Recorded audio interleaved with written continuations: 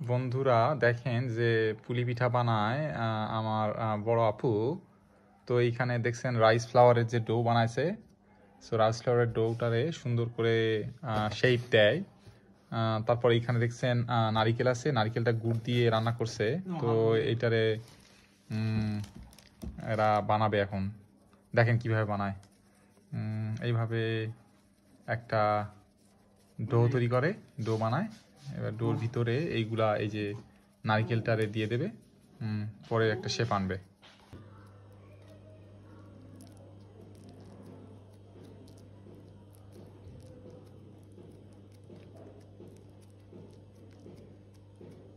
দেখেন কত সুন্দর একটা শেপ দেওয়া হয় এটায়।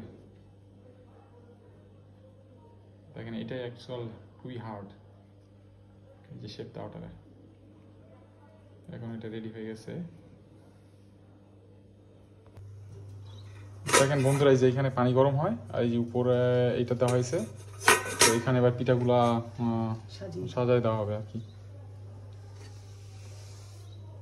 তারপরে উপরে একটা কভার দিয়া এটাতে হিটে রাখা হবে। 10 মিনিট পরে পিঠা রেডি হয়ে যাবে। দেখেন বন্ধুরা, পুলি পিঠা রেডি হয়ে গেছে। দেখেন অনেক জুসি আর ইয়ামি হবে মনে হয়। Thank you.